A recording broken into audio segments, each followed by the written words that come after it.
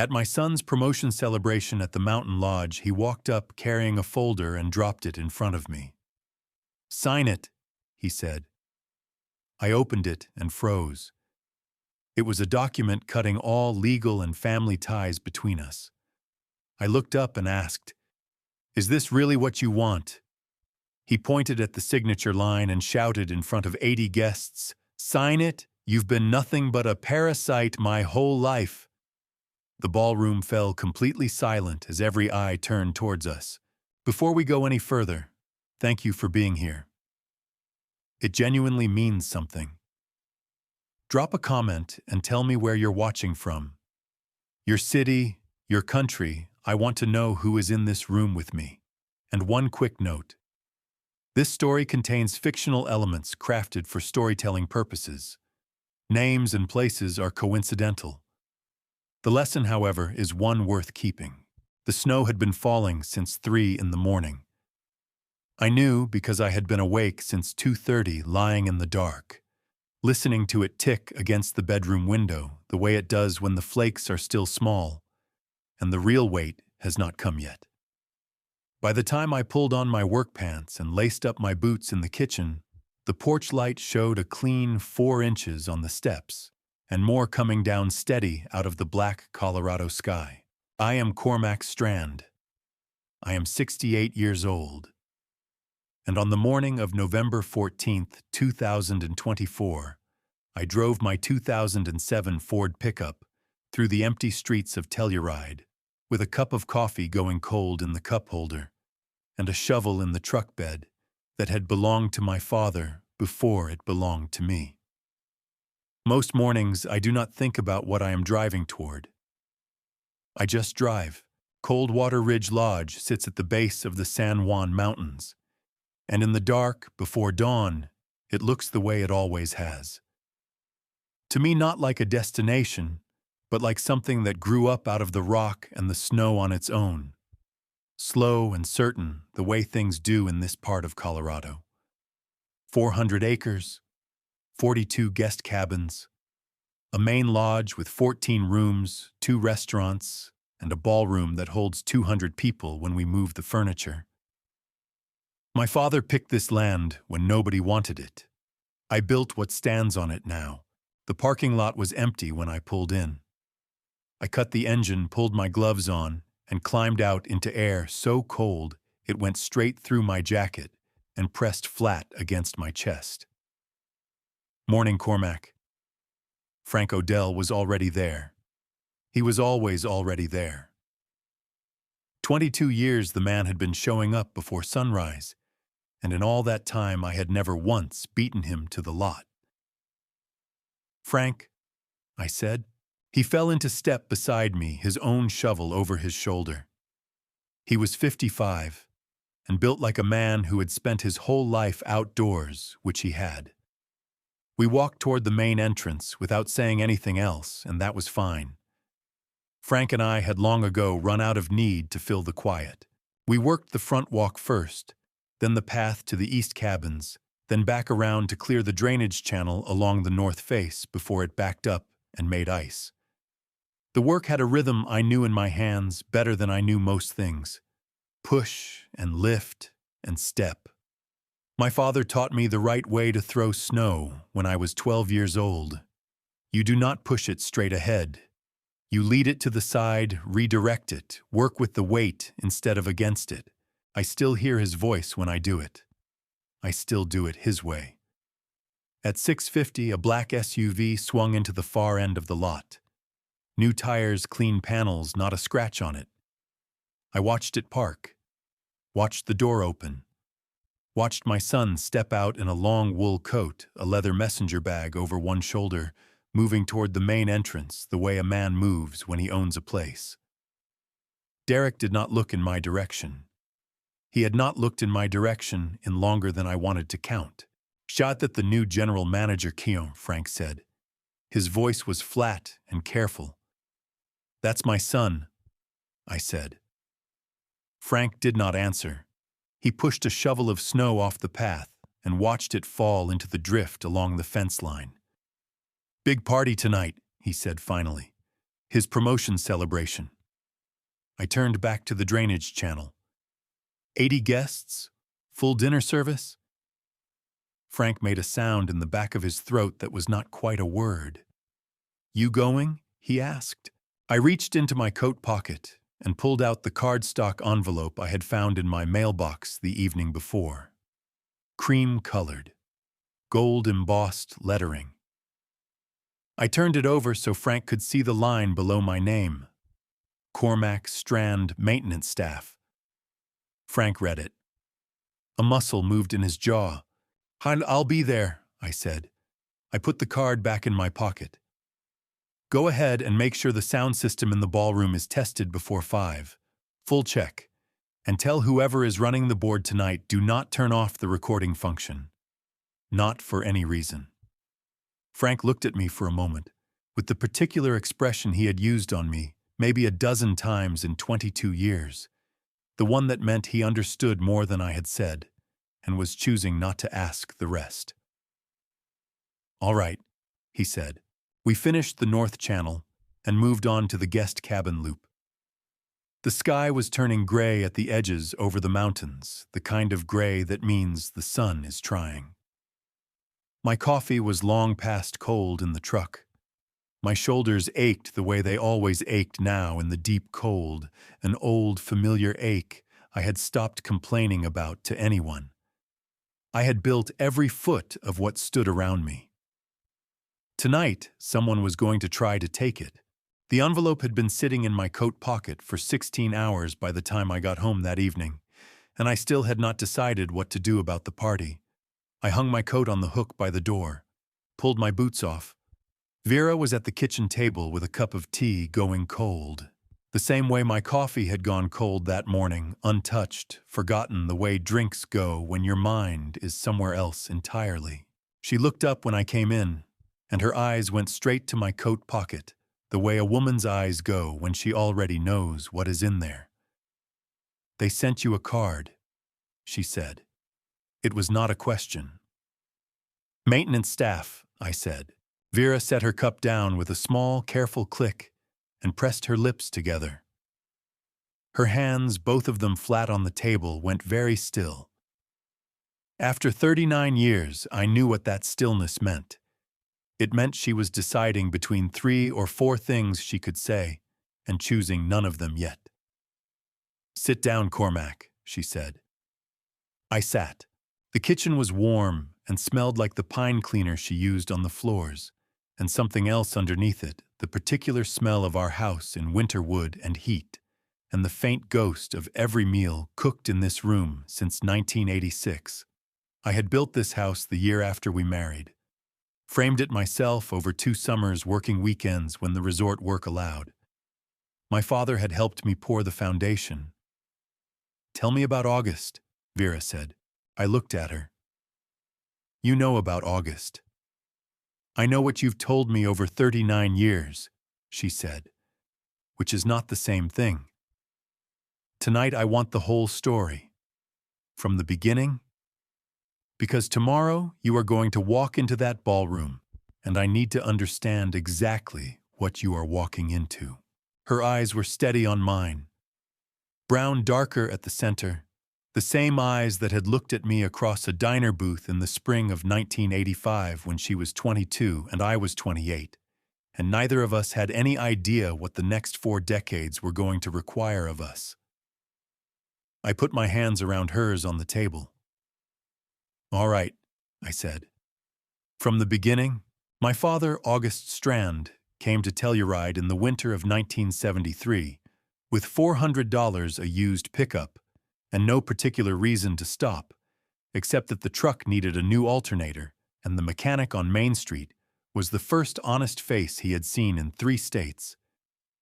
He got a room at the boarding house on Colorado Avenue. He got a job clearing snow for the county road crew. He got up every morning at 4:30 and worked until the light was gone. In the spring of '74, he walked the land above the ridgeline land nobody wanted because it faced the wrong direction for ski runs and sat too far from the main road for easy access. He looked at it for a long time. Then he bought it. How much? Vera asked. $4,200, I said. He borrowed the last $800 from the mechanic. Paid it back in 2 months.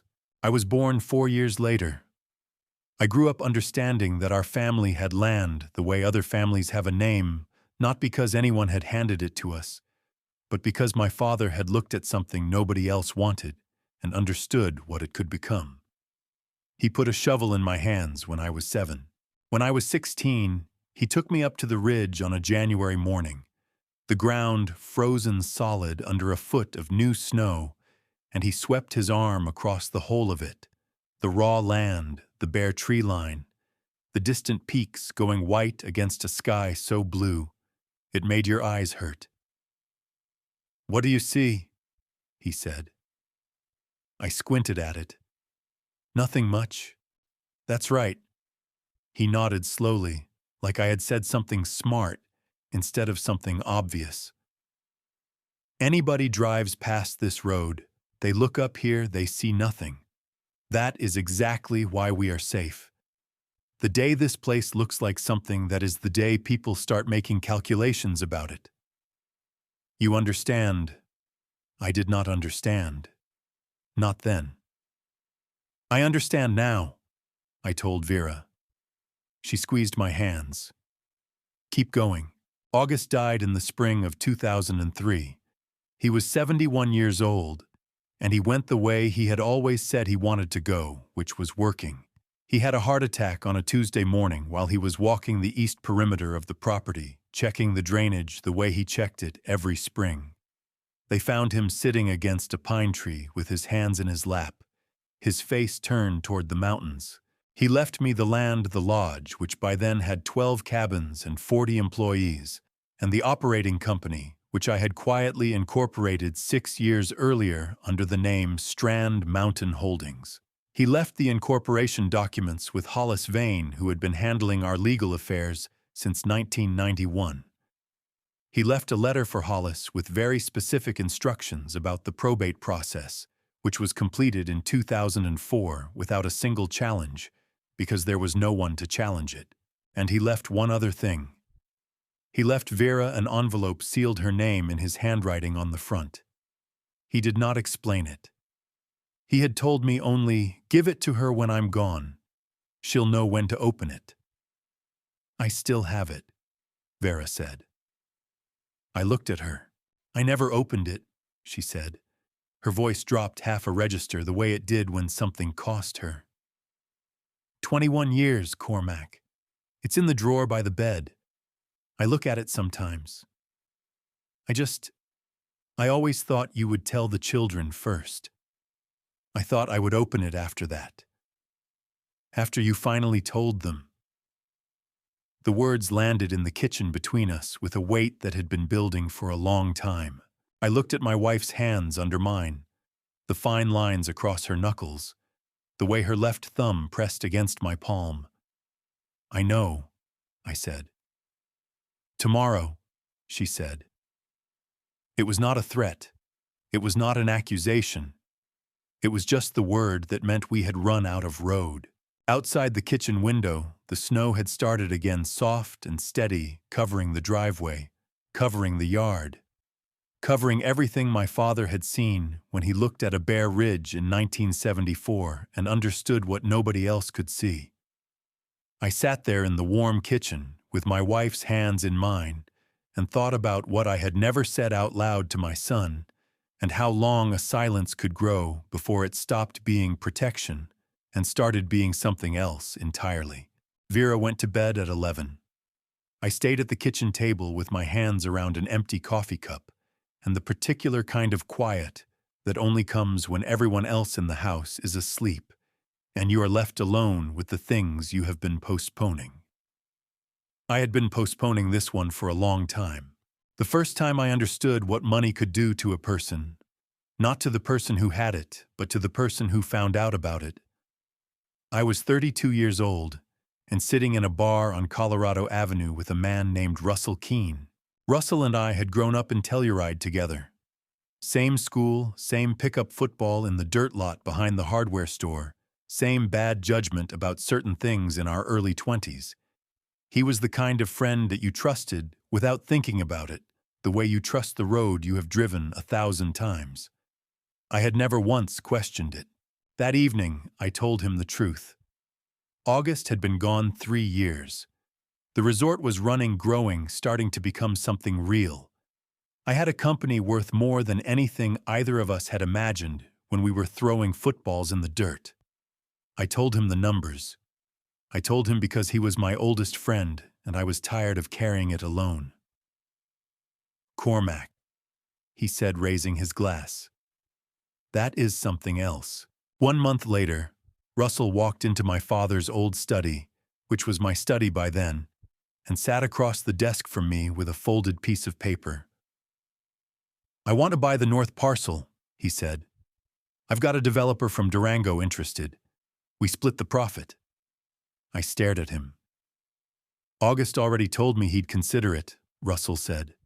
Before he passed, my father had been dead for 3 years. He had never said any such thing to anyone. I knew that the way I knew the drainage patterns on the east slope and the load weight of the main lodge roof. I knew it without having to think.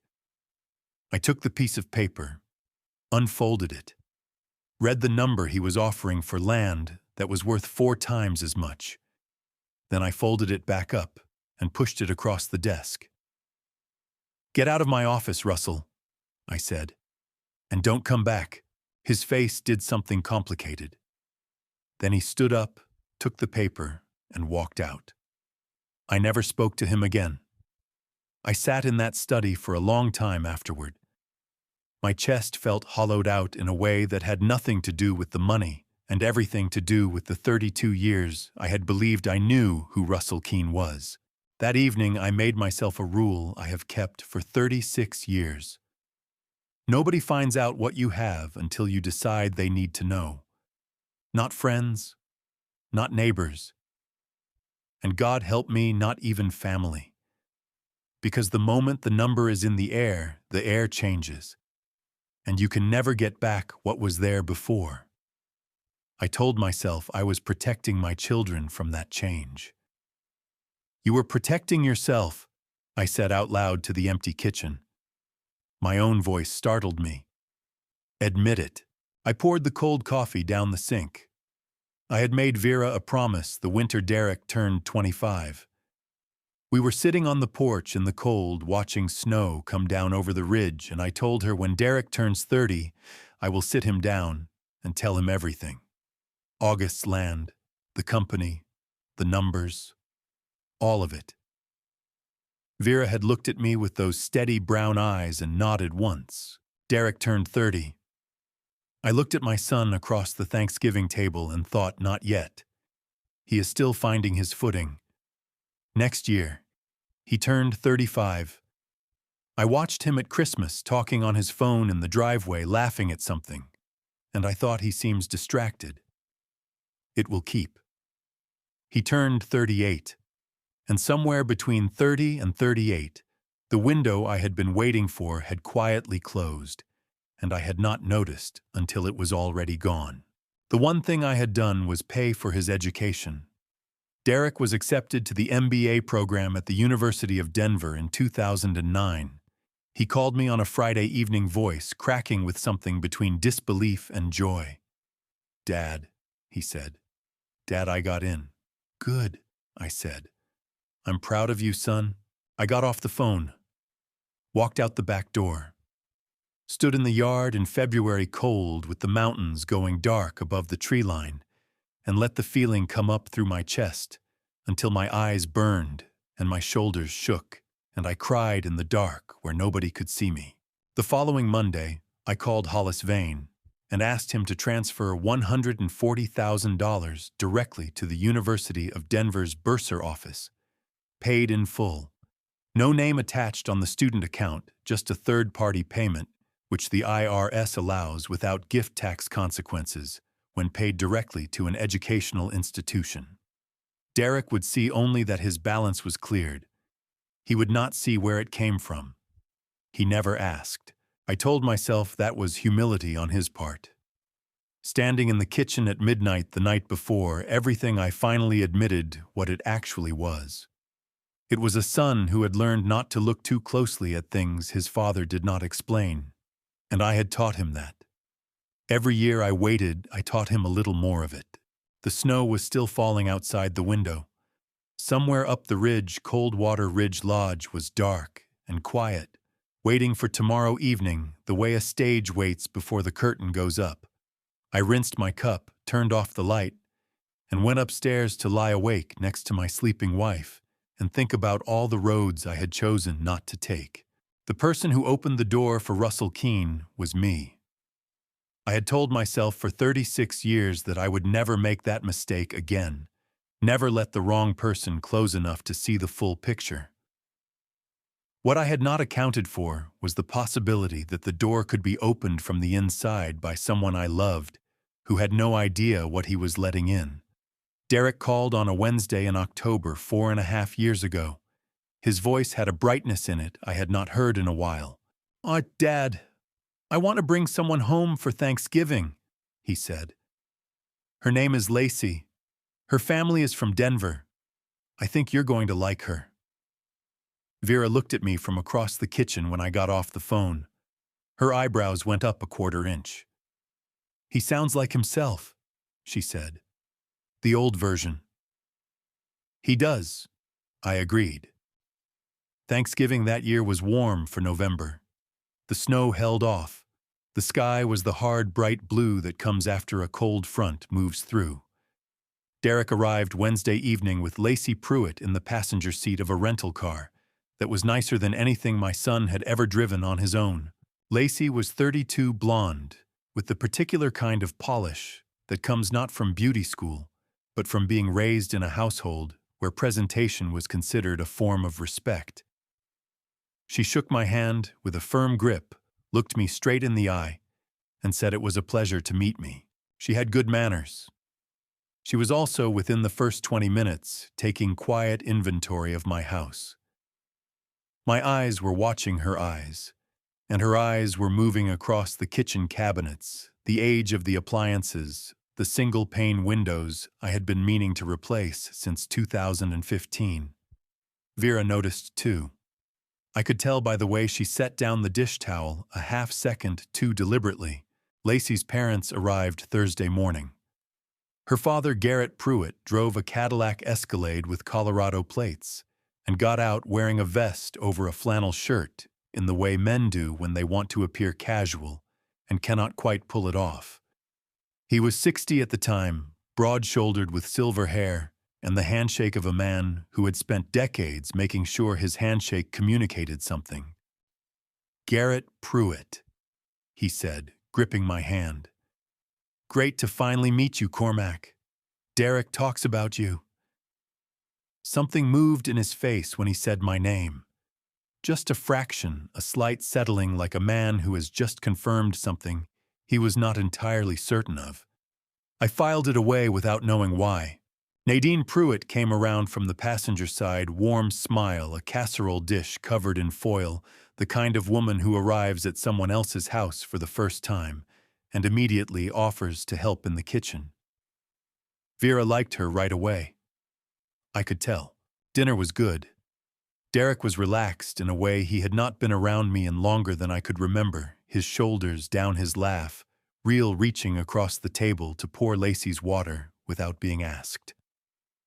I watched my son and tried to hold on to that. Tried not to track the other things I was noticing. Garrett asked about the resort 3 times. Not bluntly, smoothly, the way a man does when he is making conversation and gathering information at the same time. "You've worked out at Coldwater Ridge a long time, Cormac, first time. Beautiful property up there. You know the ownership group at all, second time. Derek tells me you've been in maintenance operations out there for years. Must know every inch of the place. Third time." Each time I answered simply, "Yes, a long time. Not personally, no. I do know it well." Each time Garrett nodded and moved the conversation somewhere else. After dinner, Derek and Garrett took their coffee to the front porch. Nora, who had driven up from Durango for the holiday, came and stood next to me at the kitchen window. We watched the two of them through the glass. Garrett leaning against the porch railing, talking with his hands. Derek nodding along with his whole body the way young men do when they have found someone whose confidence feels like direction. "Dad," Nora said, keeping her voice low, "I don't like him." "Garrett, he asked me 3 questions about you tonight," she said. "Specifically about you. Not about the family. Just you." She wrapped both hands around her mug and her knuckles went white. It felt like a background check. I looked at my daughter. She had her mother's eyes and her grandfather's instincts, and in 33 years, she had not yet been wrong about a person in any way that mattered. "I'll keep an eye on it," I said. Nora made a sound that meant she had already moved past keeping an eye on it and was at the next stage. But she let it go. Later that night, after the Pruitts had gone to their hotel and Derek was asleep in his old room, Vera came and found me in the kitchen. She sat down across from me and folded her hands on the table. "Garrett Pruitt looked at this house," she said, "the way a man looks at something he is figuring out how to acquire." My chest tightened the way it does when you hear out loud the thing you have been thinking privately. "I know," I said. "He knows who you are, Cormac." Her voice was quiet and certain. "I don't know how, but he knows." I sat with that for a moment. Outside, the first snow of the season had started soft, tentative flakes that vanished the second they touched the warm ground. "I'll call Hollis tomorrow," I said. Vera nodded once and went to bed. I stayed at the table watching the snow that was not yet sticking and thought about the look on Garrett Pruitt's face when he said my name for the first time. That settling. That confirmation. He had known exactly who he was shaking hands with. The question that kept me at the kitchen table until 2 in the morning was simple and had no good answer yet. What was he planning to do with it? Hollis Vane called me the Monday after Thanksgiving. "I did some checking on Garrett Pruitt," he said. "Background business history, public records. And he's been a general manager at 3 different resort properties over the past 20 years, Hollis said. None of them ended well for the ownership group. 2 sold under pressure. 1 went into receivership." He paused. "He's good at what he does, Cormac. I just want you to know what it is he does." I thanked him and got off the phone and stood in my office looking at the mountain through the window for a long time. Then I did nothing. Because Derek was happy in a way I had not seen in years, and I told myself that happiness deserved a chance before I brought a lawyer into it. That was the first mistake of that particular season. It was not the last. The following Thanksgiving 3 years ago, now Derek came home alone. Lacey was with her parents in Aspen. He arrived late afternoon, quieter than usual, with the particular quality of distraction that meant his mind was somewhere his body had not caught up to yet. We ate at the kitchen table, the 4 of us, Vera, Derek, Nora, who had driven up again from Durango, and me. Owen was in Portland. Paige was in Denver, finishing her last semester. Neither could make it. After dinner, Derek and I ended up on the back porch in the cold, the way we sometimes did. The sky had cleared, and the stars over the San Juans were the kind that make you feel small in a way that is not entirely unpleasant. "Dad," Derek said, "I want you to know something. I want you to be able to rest. You have worked your whole life, and I think it's time you took it easier." My chest pulled tight. I looked at my son's profile against the dark sky, the line of his jaw, the way he held his shoulders. Things I had watched change since he was 8 years old, standing in the snow with his hands going white. "I'm fine, son," I said. "I know you're fine." He turned to look at me. I'm in a position now where I can help carry things. You don't have to carry everything alone anymore. I looked at him for a moment. He meant it. Whatever else was tangled up in what was coming in that moment on that porch, my son meant every word. I know, I said. Thank you, Derek. He nodded. We went inside. That was the last real conversation we had. After the holiday, Nora pulled me aside before she drove back to Durango. We stood by her car in the driveway, her breath making small clouds in the cold air, her hands shoved deep in her coat pockets. Dad, I need to tell you something Derek said to me 2 years ago. Her jaw was tight the way it gets when something has been sitting in her chest too long.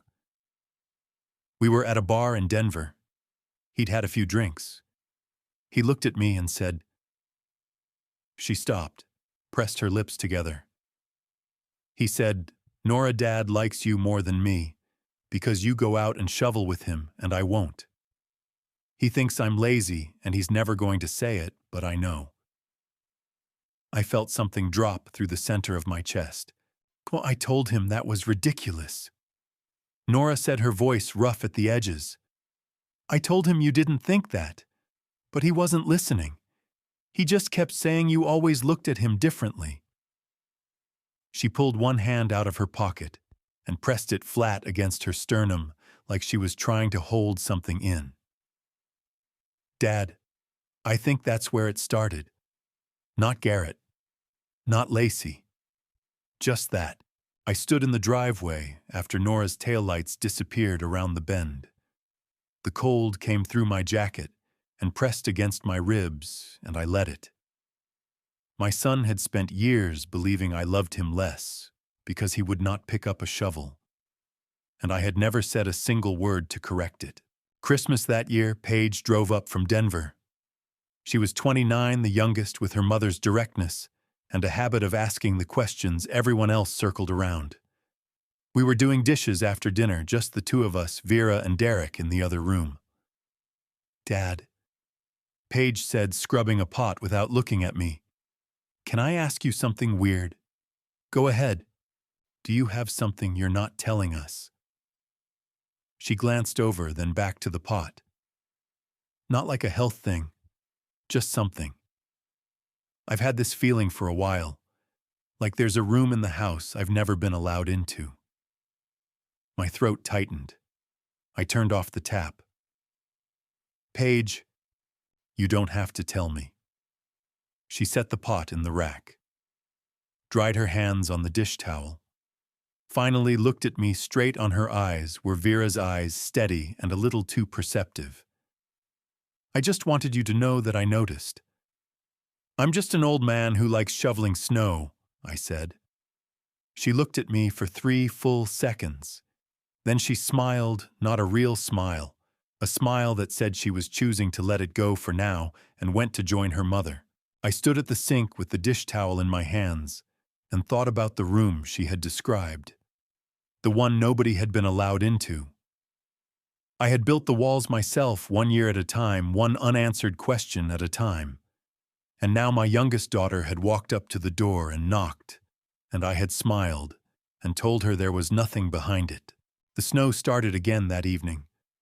I watched it from the kitchen window and thought about what Nora had told me in the driveway, about the bar in Denver, about the shovel. Somewhere in the middle of trying to protect my children from what money did to people, I had let my silence do something worse. Spring came late to Telluride that year.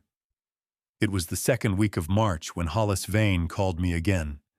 Not the careful, measured call of a lawyer delivering general information, but the call of a man who had found something specific and was choosing his words with the particular precision that meant the something was serious. Cormac, he said, I need you to come to my office, not the phone, in person. I drove to his office in Telluride the following morning. Hollis had been my attorney for 33 years.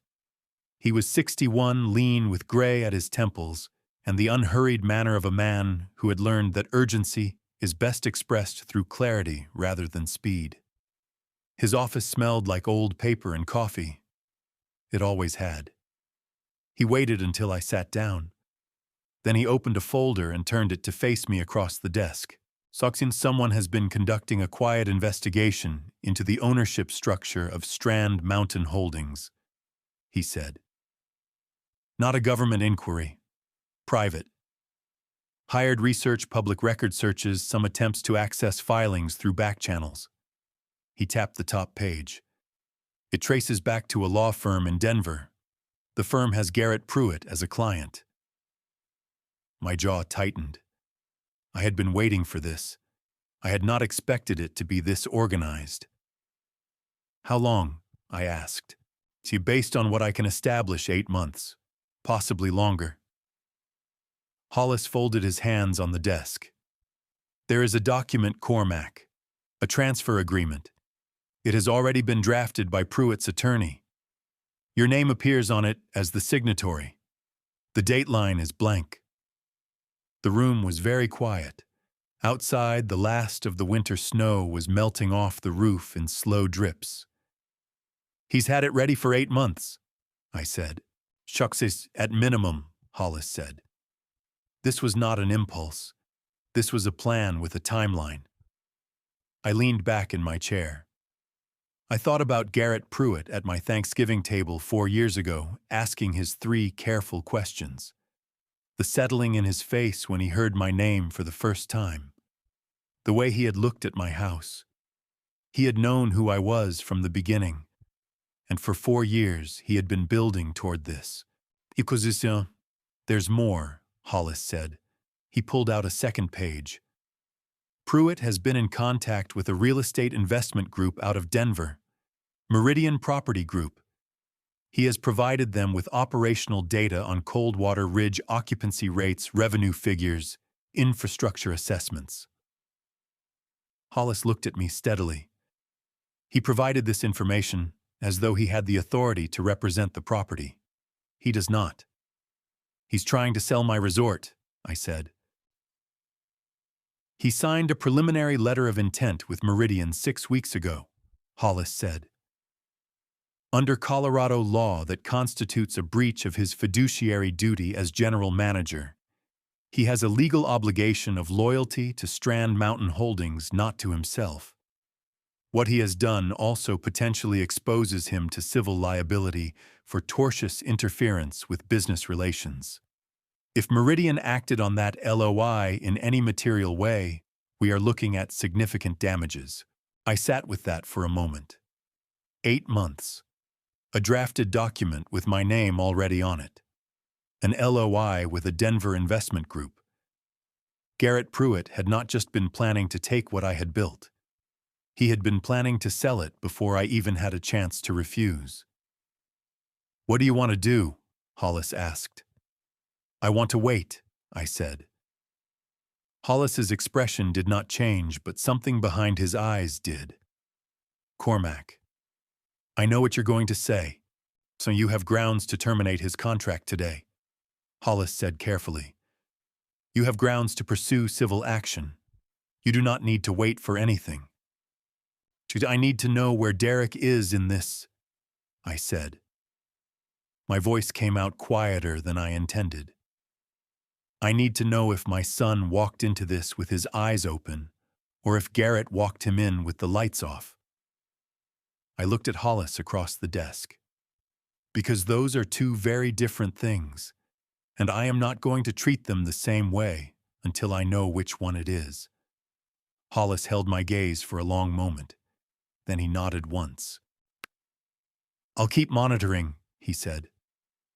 The moment this moves toward action, you call me, day or night. There's one more thing, I said. I reached into my coat and pulled out the small notebook I had carried since my father died, worn cover soft pages.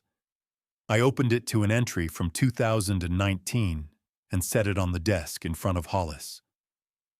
The handwriting was mine. The number was $40 million. Below it, one line, not August's land to sell. Not mine either, belongs to Telluride. Hollis read it, looked up.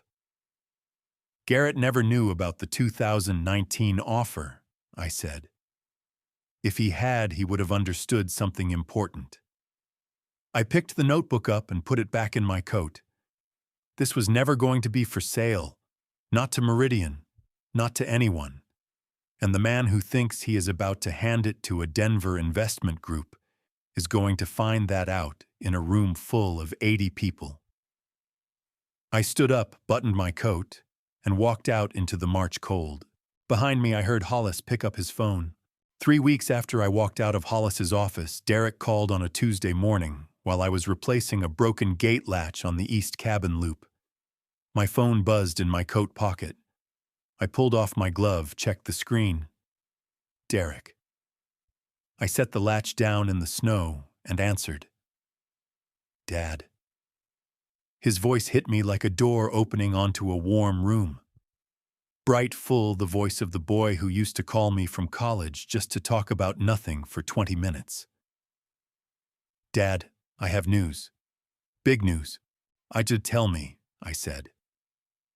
Garrett offered me the general manager position at Coldwater Ridge. The words came out fast, tumbling over each other, the way they did when he was a kid, reporting something he could not quite believe yet. Full GM salary, benefits, oversight of all 3 divisions. Dad, this is what I've been working toward. I stood in the snow with the broken gate latch at my feet and let my son's happiness move through the phone and into my chest, where it sat alongside everything else I was carrying. That's a big job, I said. I know it is. But Garrett says I'm ready. He's been watching how I handle things for 2 years, and he says I have the instincts for it. Derek's voice softened slightly. I wanted you to hear it from me first, before anyone else. I'm glad you called, I said. Are you proud of me, Dad? The question landed with the full weight of 40 years behind it. The boy on the phone asking it was the same boy who had stood in the snow at 8 years old, with his hands going white, refusing to go inside. I'm always proud of you, I said. Always have been. He made a sound that was not quite a word and got off the phone shortly after. I stood there holding my cell phone in the cold for a long moment. Then I put my glove back on and picked up the gate latch. What Derek did not know, what he had no way of knowing, was that 6 months earlier, I had called Garrett Pruitt myself. It was a Sunday morning in November, 2 days after that first Thanksgiving with the Pruitts, when I had watched Garrett ask his 3 careful questions and look at my house with calculating eyes. I had called him before Hollis found the drafted transfer agreement. Before I understood the full shape of what Garrett was building, I had called because Derek had been drifting for years, and I did not know how to reach him with words, so I tried the only other language I had. Give him a real opportunity, I told Garrett on that call. Something with responsibility. Let him prove himself. Garrett had agreed without hesitation. Of course he had. I was his employer. He could not have said no to me if he wanted to. What I had not understood then was that he had already been planning to use Derek as the instrument of his scheme, and my call had simply handed him the tool with the handle already pointed in his direction. I finished the gate latch, walked back to the maintenance shed. Frank Odell was inside sharpening a blade, the metallic scrape of it filling the small space. Derek got the GM position, I said. Frank set the blade down, looked at me. Garrett offered it. Yes. Frank's mouth pressed into a flat line. You going to tell Derek, not yet? Frank picked the blade back up and went back to sharpening. You know how this ends if you wait too long, he said. Not accusing, just saying. I know, I said. The day Derek started as general manager, I drove to the resort at 7 in the morning the way I did every morning. Parked in the maintenance lot. Got my shovel. Worked the front walk, the east path, the drainage channel. At 9 o'clock, a black SUV pulled into the main guest lot. Derek stepped out in a new coat, charcoal gray wool, the kind that costs more than I spent on clothes in a year. He stood at the entrance to the main lodge and looked up at the building with the expression of a man arriving somewhere he had always meant to be. He did not look toward the maintenance lot. I watched him from across the parking area, my shovel in my hands, and I felt something move through me that I could not name. Precisely pride and grief pressed so close together, they were indistinguishable. That afternoon, Lacey came to the resort for a tour. Derek walked her through the main lodge, the restaurant, the event ballroom. I was replacing a supply line fitting in the utility corridor when they passed the open doorway. Lacey glanced in, saw me crouched on the floor with a wrench, and said to Derek without lowering her voice, "Is that the maintenance man your father knows?" Derek looked in. Our eyes met for just a fraction of a second. Then he looked away. "That's my dad," he said. Lacey's pace did not slow. She said in the tone people use when they have decided a subject is closed. I turned back to the supply line. My hands were steady. My jaw was not. Frank appeared in the corridor 10 minutes later with a cup of coffee and held it out without saying anything. I took it, drank half of it standing in the utility corridor while the sound of Lacey's heels clicked away down the hallway above us. That evening, Owen called from Portland to congratulate his brother. Then he called me. "Hey, Dad." His voice was careful in the way it got when he was managing something. "I heard about Derek. That's great for him." "It is," I said. A pause. "Dad, can I ask you something?" "Go ahead." 3 years ago, I applied for an operations coordinator position at Coldwater Ridge. I never heard back. Not even a rejection. Another pause. "Did you know about that?" My throat tightened so fast it almost hurt. "I heard about it after the fact," I said carefully. "I'm sorry, Owen. That should not have happened." Owen was quiet for a moment. "Okay," he said finally, in the tone that meant it was not okay, but he was choosing not to push. "Okay. I love you, Dad." "I love you too, son." I got off the phone and sat in my truck in the driveway for a long time. The mountains had gone dark. The resort lights were visible on the ridge, warm and gold against the sky. My son was managing a property he did not know belonged to his father. My other son had been quietly shut out of an opportunity by his brother and had spent 3 years not knowing why. My youngest daughter had asked me a question at the kitchen sink, and I had smiled and told her there was no room. I sat in the dark and understood that the thing I had built to protect my children had spent years protecting them from each other. I did not go upstairs until 11:30. The house was quiet when I came in, the particular quiet of a November night in Telluride, when the snow has stopped and the cold has settled in completely, and there is nothing moving outside, not even wind. I hung my coat, pulled off my boots, started for the stairs. The kitchen light was on. Vera was at the table. In front of her on the wood surface she had scrubbed clean 10,000 times since 1986 was a small envelope. Cream-colored, slightly yellowed at the edges. August Strand written across the front in my father's handwriting, the careful, deliberate print of a man who had taught himself to write as an adult and never entirely lost the self-consciousness of it. The envelope was open. I stood in the kitchen doorway and looked at my wife. She was 65 years old, and she had the same straight spine she'd had at 22. But tonight, something in her shoulders was different. Not slumped, not broken, just settled the way a person settles after they have finally done the thing they have been putting off for a very long time. "You opened it," I said. 21 years, Cormac." Her voice was steady, but there was something underneath it, something that had been carried a long distance. I decided tonight was the right time. I came to the table and sat down across from her. She slid the envelope toward me. I reached in, and pulled out a single folded sheet of paper.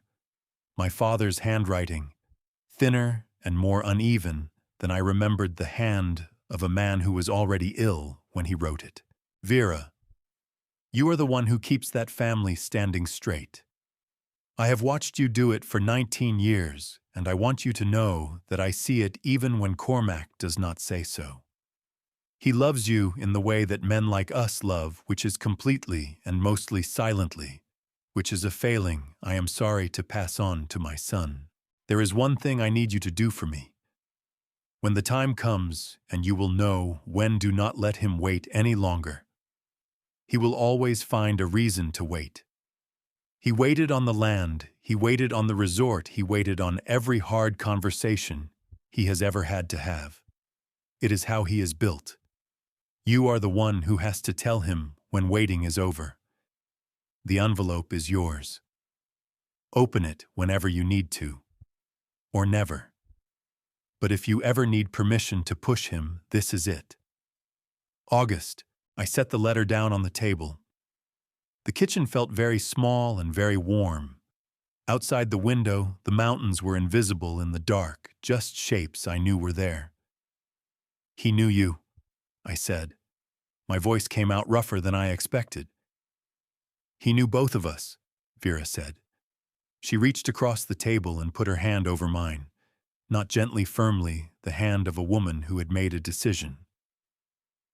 Cormac, I need to ask you something, and I need you to answer me straight. All right.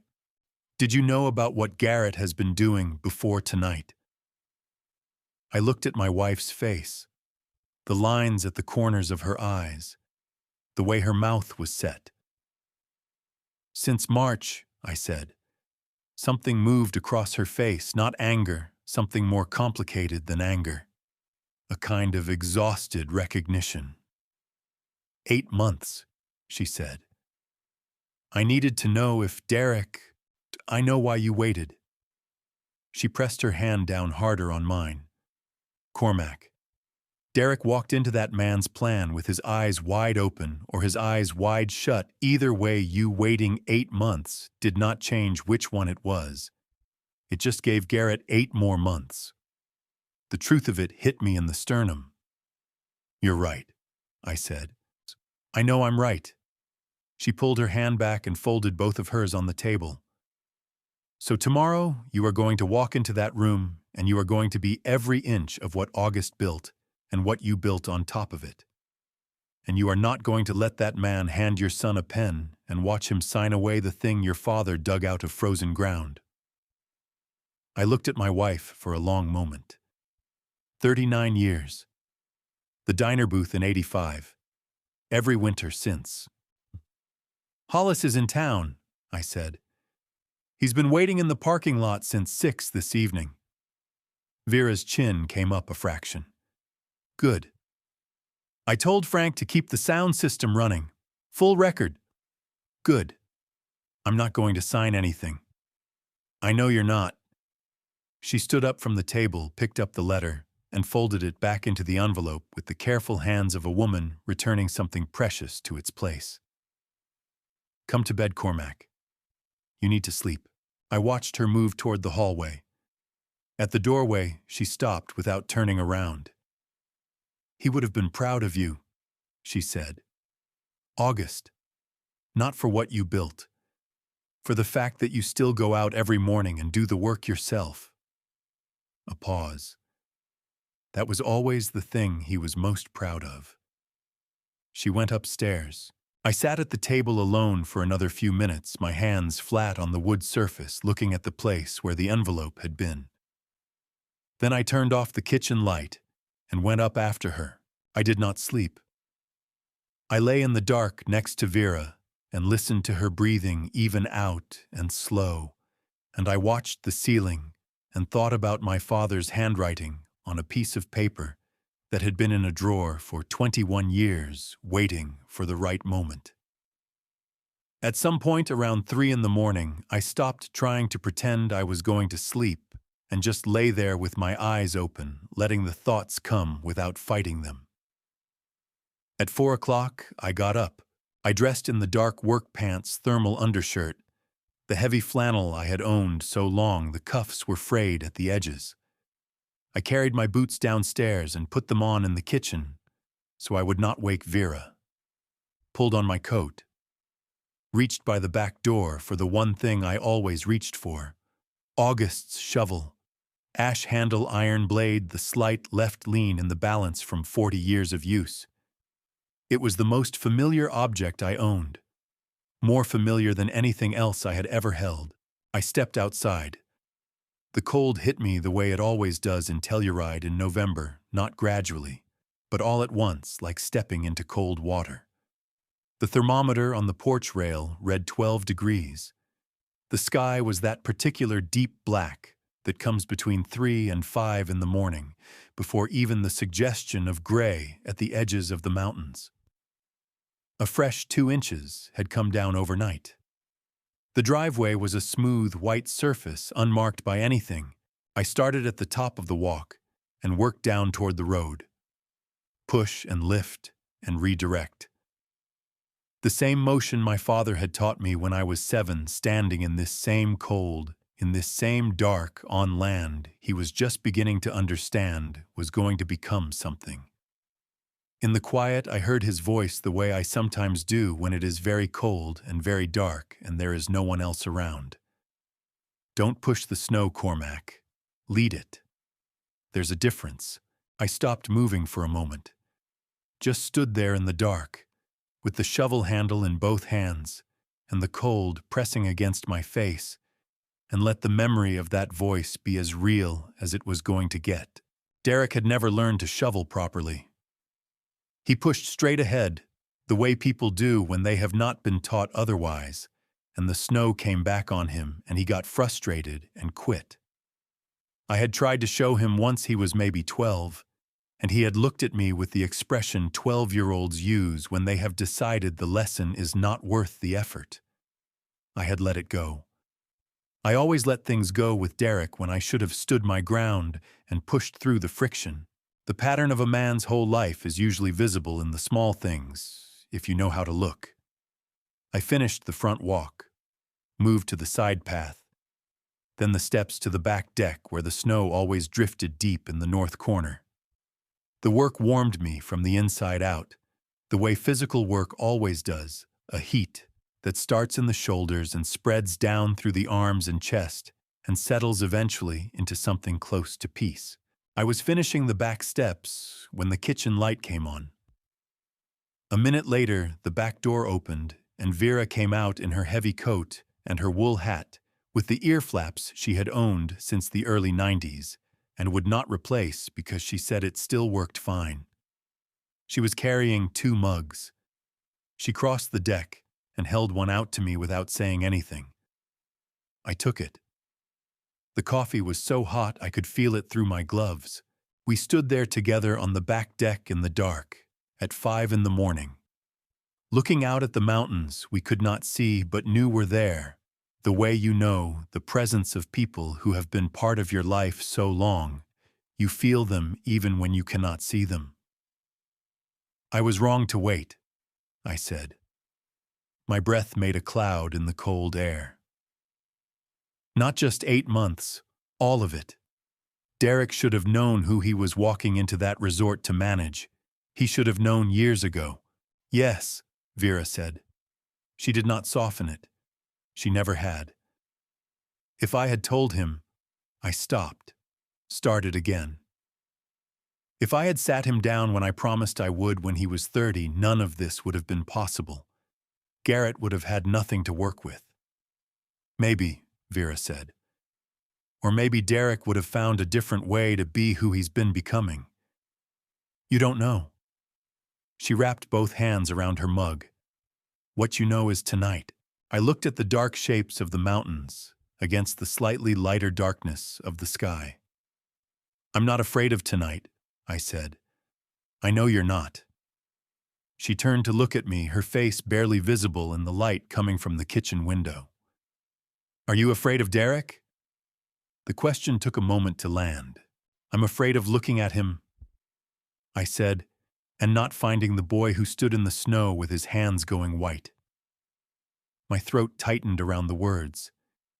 That's what I'm afraid of. Not losing the resort. Losing the version of him I've been holding on to. Vera reached over and put her free hand on my arm. Just rested it there, heavy and warm. You might lose it, she said quietly. That version might already be gone. But tonight is where you find out what's left. And whatever's left, that's what you work with. We finished the coffee, went inside. I showered and changed into the clothes I had set out the night before. Not a suit, I did not own a suit that fit anymore. Dark slacks, a button shirt, the good boots I wore to formal occasions. Vera straightened my collar in the hallway mirror, the way she had straightened it before every important thing in our life together. Ready, she said. I reached into my coat pocket. The small notebook was there. I felt its worn cover under my fingertips. Yes, I said. I held the back door for her. We walked to the truck together through the snow I had cleared in the dark before dawn, leaving 2 sets of footprints on the fresh white surface. I started the engine. The heater came on slow. The drive to Coldwater Ridge took 11 minutes. I had driven it 10,000 times. Tonight it felt like the first time and the last time pressed together into the same 11 minutes. I pulled into the maintenance lot out of habit. Cut the engine. Through the windshield, the main lodge was lit up gold against the November dark, warm and full and beautiful, the way something is beautiful when you built it, and you know every scar underneath the surface. I sat there for a moment with my hands in my lap. Then I got out of the truck and walked toward the light. The first thing I noticed when I walked into the ballroom was the flowers. White arrangements on every table, tall and full, the kind that cost enough to matter at an event like this. They were beautiful. They were also, I knew, from 30 years of operating this property, not from our usual supplier. Someone had brought them in from outside. Someone who wanted to put their own mark on the room. Garrett Pruitt had been redecorating my ballroom. Vera took my arm as we crossed the entrance. The room was already 3/4 full, 80 guests in their good clothes, moving between tables, the low, steady sound of a crowd that knows it is at something important. The lighting was warm and low, the chandelier dimmed to the flattering gold that made everyone look their best, and softened the slight wear on the carpet near the east wall that I had been meaning to replace since last spring. I had chosen every fixture in this room. I knew where every wire ran. Our seats were at a table near the back. I noted this without expression and pulled out Vera's chair. "Maintenance staff gets the back row," she said under her breath, sitting down. "Best view in the house," I said. Frank Odell was already there 3 tables over in a dark suit that looked like it had been pressed within the last hour. He caught my eye across the room and gave me the smallest nod, the nod of a man who has done what he was asked to do and is waiting to see what comes next. Good. The soundboard was running. Everything was in place. I scanned the room the way I always scanned it, not as a guest, as an owner. Tables anchored correctly, no trip hazards near the service corridor fire exit on the east wall unobstructed. 22 years of Frank's work visible in every clean surface and smoothly running piece of equipment. Mayor Patricia Dunn was at the VIP table near the front, in a dark blazer and the particular expression of a public official who has learned to look interested at all times. She had been mayor for 2 terms. I had attended exactly 1 town function in that time, and she had thanked me for my support of the winter employment program without knowing she was thanking me. I had kept it that way deliberately. At the table nearest the stage, a young man in his early 30s had a camera bag at his feet and a reporter's notebook on the table beside his dinner plate. Marcus Webb. I had seen his byline in the Telluride Daily Planet for the past 4 years. He was good, thorough, fair, the kind of reporter who checked things before he printed them. Garrett had invited him to cover Derek's promotion. He was going to get a different story. Garrett himself was working the room with the practiced ease of a man who had spent his career making other people feel like they were the most important person in the space. Handshakes, shoulder grips, the easy laugh deployed at exactly the right intervals. He moved through the crowd, and the crowd moved around him, and if you did not know what you were looking at, you would have assumed he owned the place. Derek stood near the front of the room with Lacey at his side, receiving congratulations, with the slightly overwhelmed brightness of a man who had not yet fully processed that this was real. He looked good. He looked happy. He looked for a moment very much like the boy who had called me from college just to talk. My chest pulled tight, and I made myself breathe through it. "He looks like himself tonight," Vera said quietly beside me. She had seen it too. "Get the good version," I said. Same words she had used 4 years ago, first Thanksgiving with the Pruitts. Then Lacey leaned up and said something in Derek's ear, and he straightened slightly, and the brightness shifted into something more managed, more performed, and the boy was gone again behind the general manager. Paige appeared at my elbow from somewhere. She had driven up from Denver, and she looked like she had come straight from work, professional clothes. Hair still neat, but her eyes were moving across the room with the alert attention she had inherited from her mother. "Dad," she said, leaning close. "I don't like the way Garrett keeps looking at you." "I know," I said. "He keeps looking over here and then looking away too fast." She pressed her lips together. "Like he's checking on something." "He is," I said. Paige looked at me for a moment with those two perceptive eyes. Then she said very quietly, "You're ready for whatever tonight is, aren't you?" It was not entirely a question. "Have you talked to your brother lately?" I asked her. Her expression shifted. Something complicated moved across it. Grief and frustration pressed together. "He doesn't call much anymore," she said. "When he does, it's about the resort, about what he's working on. He doesn't ask about us." She looked toward Derek across the room. "He didn't used to be like that." "I know," I said. Nora arrived 5 minutes later and took the seat on Vera's other side. She reached across her mother and squeezed my hand once hard, deliberate, and said nothing else. She had driven 3 hours from Durango, and her jaw had the set of a woman who had decided something on the drive up. Garrett Pruitt took the stage at 7 o'clock, precisely. The room settled the way rooms settle for someone who commands them. I watched 80 people give him their attention and thought about the first time he had sat at my Thanksgiving table and asked his 3 careful questions and looked at my house like a number he was calculating. "Good evening," Garrett said into the microphone, and his voice filled my ballroom like he had been speaking in it his whole life. "Thank you all for being here to celebrate a remarkable young man and a new chapter for Coldwater Ridge Lodge." He paused, smiled, let the room lean toward him. I reached into my coat pocket, felt the worn cover of August's notebook under my fingertips. Then I picked up the dinner menu and began to read it. What happened at that dinner table I spent 40 years trying to prevent it, and it still came. Before I tell you how it started, comment "stay," so I know you're here.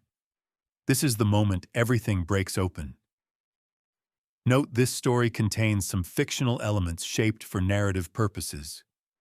You're welcome to step away here, if that's not your preference. Garrett gave 2 toasts. The first was to Coldwater Ridge Lodge, its history, its growth, its future under new leadership. He spoke about the resort, the way a man speaks about something he has earned, and I sat at my table in the back of my ballroom and listened to him describe 40 years of my family's work as though it had arrived fully formed the moment he signed his employment contract. Vera's hand found my knee under the table. She pressed down once firm and left it there. The second toast was to Derek, his vision, his instincts, his readiness. Derek stood when Garrett raised his glass, and the room stood with him. And for a moment, my son was everything the room needed him to be: tall and certain and lit up by 79 people believing in him all at once. He caught my eye across the room, just for a second. Then he looked away. I raised my glass with everyone else. Garrett found me between the salad course and the main.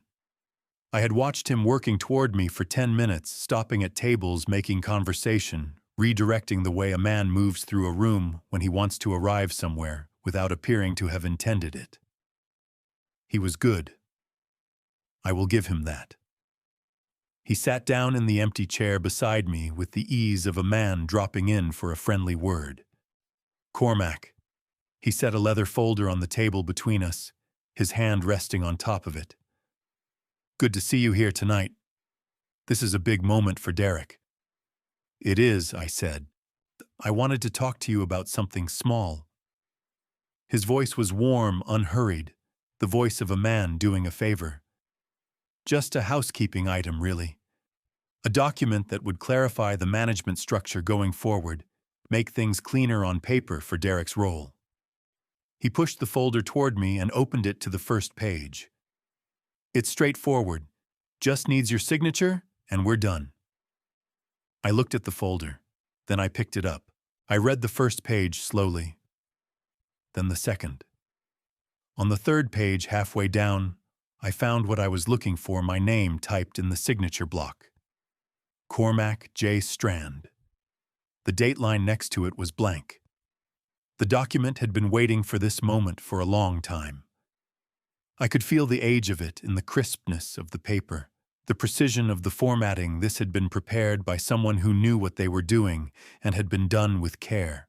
Below my name, the language was clear enough for anyone to read: all rights, interests, and ownership claims pertaining to Strand Mountain Holdings, LLC, and its subsidiaries, including Coldwater Ridge Lodge, to be transferred in full to Derek Allen Strand and Lacey Ann Strand jointly. Jointly. Not just Derek. Lacey, too. I set the folder down on the table, looked at Garrett. I need to read this more carefully, I said. His smile did not waver. Of course. Take your time. He stood, smoothed his jacket. But don't take too long, Cormac. Tonight's a celebration. No need to let paperwork slow things down. He moved away toward another table, easy and unhurried, as though he had just asked me to sign a birthday card. I sat with the folder in front of me and breathed. Vera leaned close. What is it? Everything, I said quietly. The whole company. To Derek and Lacey jointly. I turned the folder so she could see the page. Prepared months ago. My name was already on it. Her breath came out slow and controlled. She looked at the page for a long moment. Then she looked at me. She had understood. I closed the folder. Across the room, Derek was laughing at something. A guest had set his hand on the back of Lacey's chair at ease, in a way I had not seen him in years. And then Garrett touched his arm and said something in his ear, and something changed in Derek's posture. A subtle squaring of the shoulders, a setting of the jaw, the look of a man who has been reminded of a task he has been putting off. He excused himself from the guests. He picked up his champagne glass. He walked toward my table. My heart did not race. It dropped slowly, heavily, the way something drops when you already know it is falling and you have already accepted it. Owen saw him coming. He put his fork down and straightened in his chair. Nora's hand went still on her wine glass. Paige looked at me and then at her brother, and her face went very careful. Derek stopped at the edge of our table. He stood there for a moment, looking down at me with an expression I had never seen on my son's face before, something between determination and discomfort. The expression of a man who has told himself a story about what he is doing and is saying it loudly enough inside his own head that he cannot hear anything else. Dad. His voice came out louder than the table required. Several nearby guests turned. Dad, I need you to sign this tonight. It's time. He set his champagne glass down on the table, and his hand was not entirely steady. You've been around long enough. I don't need you looking over my shoulder anymore. This is my career now, my future. Sign the paper and let me run my own life. He pulled the folder from in front of me and opened it to the signature page. He held it up. His jaw was set. His eyes were bright with something that was not happiness. Sign it, Dad. His voice rose another register, and the tables around us went quiet.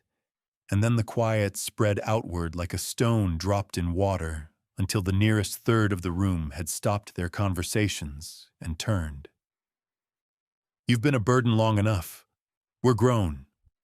We don't need a maintenance man following us around. His voice cracked on the last words, and he covered it with volume. He slapped the folder down on the table in front of me and pointed at the signature line. Sign it. You're nothing but a parasite. You always have been. The word landed in the room like a physical thing. Parasite. The music from the speakers continued for exactly 3 more seconds. Then someone near the sound system must have noticed, because it faded out, and the room was absolutely silent in the way rooms go silent when something has happened that cannot be taken back. 80 people. Not a fork moving, not a glass lifting. I looked at my son standing over me with his finger on a signature line, and his face flushed, and his hand still not entirely steady, and I felt something move through me that was not anger and was not grief, but was something older than both of them, the particular pain of a man who has just watched the thing he was most afraid of become real. I looked at the folder in front of me. Then I looked up at Derek, and I reached for it. My hand closed around the folder. Not the pen. The folder. I pulled it toward me, opened it to the first page, and began to read out loud. I did not shout. I did not stand. I simply read in the same voice I use when I am going through a maintenance report or checking supply invoices, steady, clear, unhurried, and the words of the document filled the silent ballroom, the way water fills a low place, finding every corner. Transfer agreement. I read. Entered into by Cormac J. Strand hereinafter the transferring party, and Derek Allen Strand and Lacey Ann Strand hereinafter the receiving parties. In consideration of the foregoing, the transferring party agrees to relinquish all ownership rights, interests, and claims pertaining to Strand Mountain Holdings, LLC, including but not limited to Coldwater Ridge Lodge, and all associated properties, revenues, and contractual agreements. I looked up. That's me, I said to the room. The transferring party. Everything I own. Signed over. Tonight. Derek's flush had deepened. Garrett had appeared at the edge of the table, standing slightly behind Derek's right shoulder, and his face was doing something complicated, the controlled expression of a man recalculating in real time. I turned back to the folder and kept reading. Then the chair beside Garrett scraped back hard against the floor. Vera stood up. She did not raise her voice. She did not need to. 39 years of marriage had given her a register below shouting that carried farther than shouting ever could. And when she spoke, the nearby tables heard every word with perfect clarity. Derek Allen Strand, she said. You will look at me right now. Derek turned. His face, when he met his mother's eyes, lost some of its certainty the way a flame loses height in a draft. You called your father a parasite, Vera said, in front of 80 people, in a building he owns. Her voice did not shake. It was the steadiest thing in the room. I want you to think very carefully about what you just said. And I want you to think about who taught you the word for that, and why. Derek opened his mouth. Vera held up one hand, not aggressive, just definitive, and he closed it. Owen was on his feet before anyone saw him move. He came around the table fast, and for a moment I thought he was going to put himself between Derek and me physically, but he stopped 2 feet short and turned to face his brother instead. And when he spoke, his voice had a rawness in it that I recognized the voice of someone who has been holding something in for a long time and has run out of room. Hachun, do you know? Owen said, his jaw so tight the words came out clipped, that I have been sending Mom and Dad $800 a month for 6 years. His hands were at his sides and they were shaking, not with anger, with the effort of keeping the anger contained. 6 years, Derek. Because I thought Dad was struggling. Because I thought he was just a guy who worked maintenance and I didn't want them to go without. He took 1 step closer to his brother. And you knew more than I did. You had access to everything I didn't. And you stood up there tonight and thanked Garrett Pruitt for giving you your career. You didn't say Dad's name once. Derek stared at his brother. Something moved behind his eyes, something that looked for just a second, like the beginning of understanding. Then Garrett put a hand on Derek's shoulder, and the moment closed. Nora did not stand up. She reached into her jacket pocket and took out her phone. She opened the camera. She pointed it at Derek and Garrett and held it there without a word. "Put that away," Derek said. "Keep going," Nora said. Her voice was flat, and her hand was rock steady. "I'm listening." Paige was already gone from the table. I had not seen her leave, but I heard the ballroom door open and close, and I knew where she had gone. 2 minutes later, the door opened again, and she was back, phone in hand, and she looked at me across the table with her mother's eyes and said, "He's on his way in, Dad." Hollis. I gave her the smallest nod. At the end of the table, Garrett straightened. He had made his recalculation. He stepped forward past Derek and faced the room with the bearing of a man resuming control of a situation that had briefly gotten away from him. "Ladies and gentlemen," he said, his voice carrying the practiced warmth of a man who had managed rooms for 30 years. "I apologize for this interruption. This is a family matter and it will be resolved privately." He looked at me with eyes that had gone flat and direct. "Cormac, let's not make this harder than it needs to be. You know as well as I do how this ends. Sign the document tonight, and we all go home." He reached into his jacket and produced a pen. Held it out across the table toward me. 80 people watched the pen hang in the air between us. I looked at the pen. I looked at Garrett's hand holding it.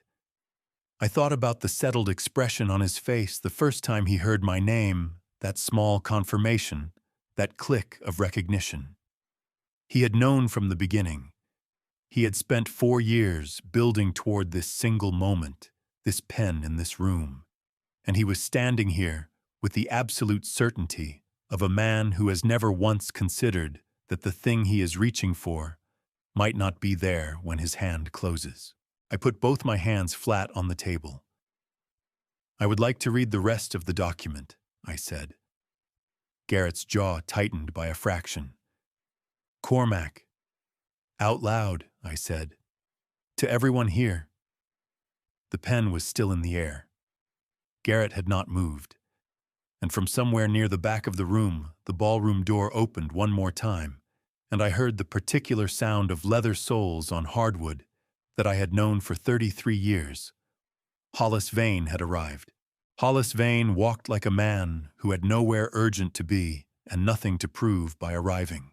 He came through the ballroom door at an unhurried pace, his calf leather briefcase in one hand, his other hand free, and he did not look at Garrett or Derek or the folder on the table or the pen still hanging in the air between Garrett's fingers.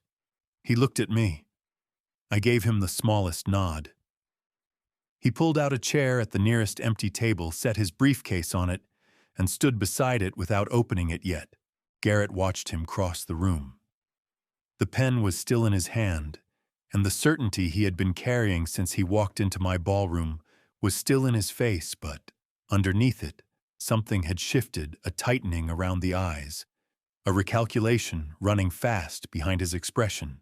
He recognized Hollis. I had known he would. 8 months of investigating Strand Mountain Holdings meant 8 months of encountering the name Hollis Vane on every significant document. Garrett knew exactly who had just walked in. He recovered faster than I expected. Cormac. His voice came out warm and measured the professional warmth of a man who has been managing difficult rooms for 30 years. He turned slightly so the nearby tables could hear him making the moment public, making it reasonable. This is a simple document. Your son deserves clarity about his future here. A father who loves his son signs the paper and lets the boy get on with his life. He set the pen on the table in front of me with a small, precise click. You have no other choice that makes sense tonight. The room held its breath. Then Nadine Pruitt's chair scraped back. She had been sitting at the VIP table near the front, quiet through everything, through Derek's words, through Owen standing up, through Nora's phone, through all of it. Now she stood, and she did not look at her husband, and she walked across the ballroom in the way a woman walks when she has made a decision that is going to cost her and has decided the cost is acceptable. She pulled out the empty chair beside Vera and sat down. Garrett's head turned toward her. Nadine, I heard what that boy said to his father. Nadine said, not looking at her husband. Her voice was level and a little tired, the voice of a woman addressing something she should have addressed a long time ago. I'm sitting here. Lacey's face went the color of the white tablecloth. Garrett turned back to me. The warmth in his voice had gone. What replaced it was not anger. It was something colder and more businesslike. Cormac, I have legal documentation supporting this transfer. My attorneys have reviewed it. This is going to happen one way or another. The only question is whether it happens tonight with your cooperation or in a courtroom next year without it. I picked up the pen.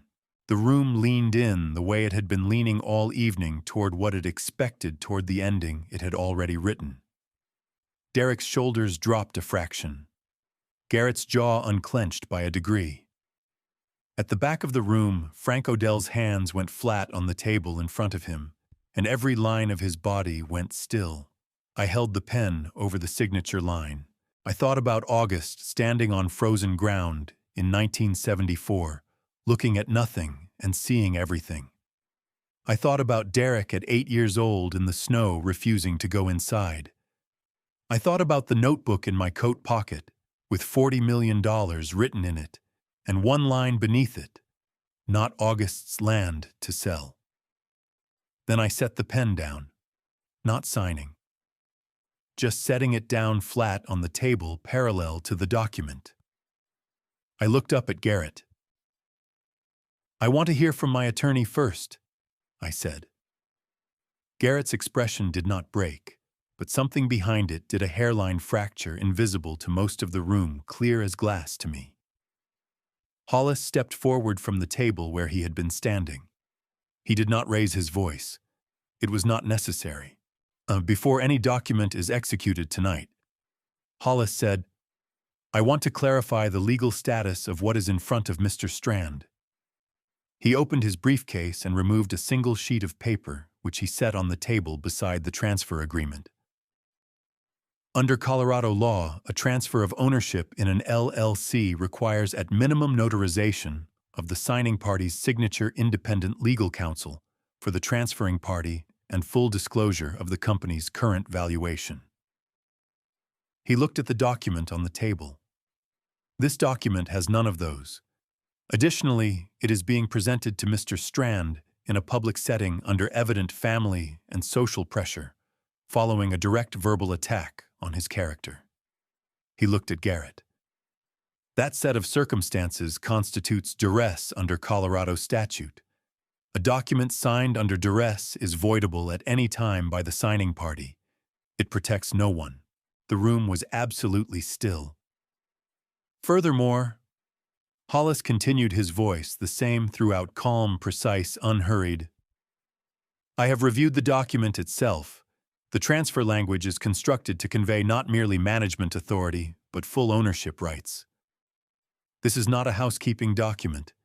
It is a transfer of a privately held company valued at, he glanced down at his sheet of paper, $94 million at current assessment. $94 million. The number went into the room the way a stone goes into still water. You could see it travel, the slight movement of heads, the small, involuntary adjustments of posture, the way the air changed. Derek's champagne glass was still in his hand. He set it down on the nearest surface without looking at it. He was staring at Hollis. Garrett's voice came out lower than before, stripped of warmth entirely. This is a private family matter. Your involvement, Miaster, I represent Strand Mountain Holdings, LLC, Hollis said. That makes it my professional involvement, not a personal one. He looked at Garrett with the steady, patient eyes of a man who has spent 33 years in rooms exactly like this one. And I think there are a few other things the people in this room should know. Mayor Patricia Dunn, at the VIP table, had set down her water glass. Marcus Webb's pen had not moved in 2 minutes. Frank Odell was watching Garrett with the particular expression of a man who has been waiting a long time to watch something happen. Garrett looked across the table at me. For the first time since he had sat down beside me with his leather folder and his friendly voice, I saw something in his face that was not calculation. It was the look of a man who has just realized the room he thought he was running was never his to run. Cormac, he said, just my name. Nothing after it. Let him finish, I said. Hollis did not rush. He had been a lawyer for 33 years, and he understood that the value of information was not just in the content, but in the delivery, in the space you gave it to. Land in the silence you let follow it, so the room could process what it had just heard. He stood at the edge of the table with his briefcase open and his papers in order, and he spoke the way he always spoke, which was the way August had taught me to shovel snow, not pushing, leading. Coldwater Ridge Lodge, he said, was established on land acquired by August Clement Strand in 1974. The property was developed over the following 29 years by August Strand and his son Cormac James Strand, working in partnership. In 2003, August Strand passed the land and all associated structures to Cormac Strand by notarized will, which cleared probate in 2004 without challenge.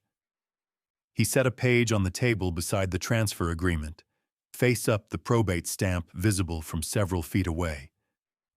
In 2006, Cormac Strand formally incorporated Strand Mountain Holdings, LLC, as the operating entity for the property. He has been the sole owner and managing member since the date of incorporation. I watched Derek's face across the table. He was very still. His champagne glass was somewhere behind him on a surface he had stopped caring about. His eyes were moving between Hollis and me and back to Hollis, and I could see the arithmetic running the arithmetic. I had spent 40 years making sure nobody could run the numbers lining up for the first time in his life in an order he had never considered.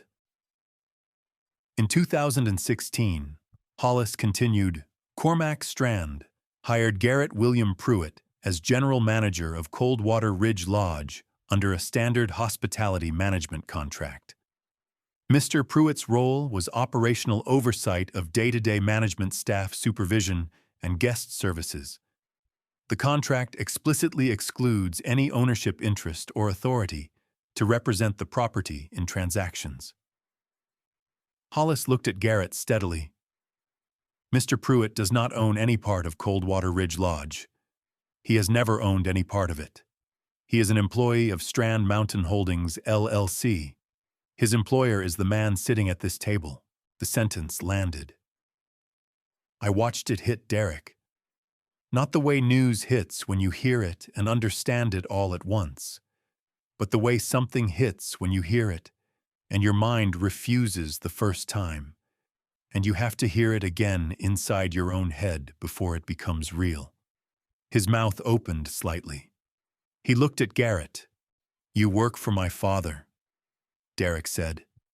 His voice came out stripped of everything, the certainty, the performance, the volume. Just the words, flat and bewildered. "You have been working for my father this whole time." Garrett said nothing. The pen was still on the table in front of me. From somewhere in the middle of the room, a man stood up. I recognized him, the representative from Meridian Property Group in Denver, the man Garrett had invited to witness what he had planned to be a transfer of ownership. He had driven 4 hours from Denver for this evening. He had signed a preliminary letter of intent with Garrett 6 weeks ago. He looked at me across the room with the expression of a man who has just understood that every assumption he walked in with was wrong. "I'm sorry," he said, and his voice carried in the quiet. "Did you say Strand Mountain Holdings, as in Cormac Strand is the principal?" "He is," Hollis said. The man from Denver sat back down slowly. He reached for his jacket pocket and took out his phone and looked at it, and then put it away. He looked at Garrett. Then he looked at the table in front of him and did not look up again. "I tried to acquire Strand Mountain Holdings in 2021. He said mostly to himself, though the room was quiet enough that everyone heard. "They declined. I was told the company was not available at any price." A pause. "I never found out who the principal was." He had found out now. Marcus Webb's pen was moving again fast and steady, filling his notebook with the kind of notes that meant a story had just changed entirely. Mayor Patricia Dunn had both hands flat on the table in front of her. She was looking at me with an expression I had not seen on a public official's face in a long time, something uncalculated, something close to wonder. 12 years of anonymous donations to the Winter Employment Program. 12 years of budget line items that said private donor and nothing else. She was putting it together now in real time in front of 80 people. Derek turned to his father-in-law. His voice when it came was so stripped of everything that it barely sounded like him. "Garrett." He stopped, swallowed. "Tell me you didn't know. Tell me you didn't walk into my parents' house at Thanksgiving and sit across from my father and ask him 3 questions about the resort and know the whole time that he stopped again. His hand came up and pressed flat against his own sternum hard, like a man checking that something is still there. "Tell me you didn't know." Garrett looked at Derek for a long moment. He did not tell him that. The silence that followed was not empty. It was full-packed with 4 years of dinners and conversations and a promotion that had been offered not out of belief but out of strategy. And Derek was standing in the middle of all of it, with his hand pressed to his chest and the color draining from his face in a way that had nothing to do with the champagne. Lacey's hand went to his arm. He did not seem to feel it. I looked at my son across the table. The general manager was gone. The certainty was gone. The man standing across from me now had the lost, unsteady look of someone who has just discovered that the ground they have been standing on was built by someone else on foundations they never bothered to examine. For the first time all evening, he looked like someone I recognized. Hollis set one more page on the table. He did not make a speech about it. He simply placed it face up where the light could reach it and said quietly to me, "Whenever you're ready, Cormac." I looked at the page. Then I looked around the room at Frank Odell at the back table, at Mayor Dunn with her hands flat and her eyes wide open, at Marcus Webb still writing, at Owen standing with his hands finally still at his sides, at Nora with her phone lowered, at Paige watching me with Vera's eyes, at Vera sitting straight beside Nadine Pruitt, her hands folded on the table, watching me the way she had watched me for 39 years, steady, certain, not afraid of whatever came next. I stood up. I had been sitting at that table for 2 hours. I stood up the way I stand up from every chair, slowly, without drama, the way a man stands when his knees have 68 years in them, and he has learned that most things worth doing do not require an entrance.